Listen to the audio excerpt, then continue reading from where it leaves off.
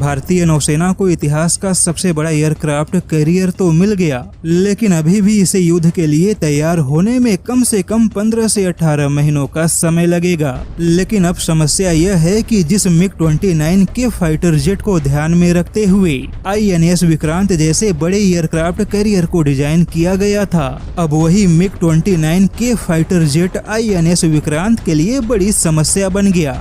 और अभी तक MiG-29 के फाइटर जेट का INS विक्रांत पर लैंडिंग का ट्रायल भी होना बाकी है और यह ट्रायल 2023 के जून या जुलाई तक पूरा होगा। लेकिन समस्या यह है कि INS विक्रांत के एविएशन फैसिलिटी कॉम्प्लेक्स को रूस के बने MiG-29 के लिहाज से तैयार किया गया था, लेकिन पिछले कुछ सालों से रूस के बने MiG-29 अपने हादसों को लेकर काफी चर्चा में है। यहाँ तक कि MiG-29 के टर्बोफेन इंजन के बंद होने जैसी समस्या को भी देखा गया। वहीं डेक पर MiG-29 के लैंडिंग के समय कुछ ऑनबोर्ड कंपोनेंट को भी नुकसान पहुंचा।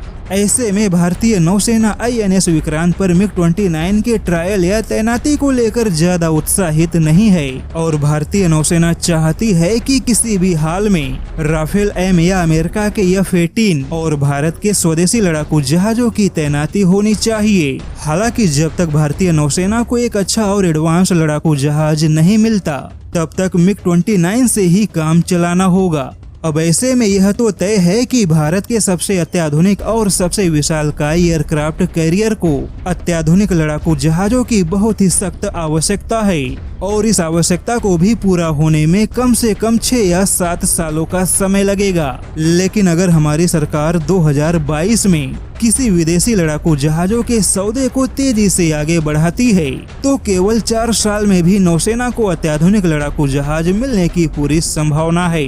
ऐसे में देखा जाए तो विक्रांत जैसा एयरक्राफ्ट कैरियर मिलने के बाद हमारी नौसेना के सामने अत्याधुनिक लड़ाकू जहाजों की तैनाती करना सबसे बड़ी चुनौती होगी।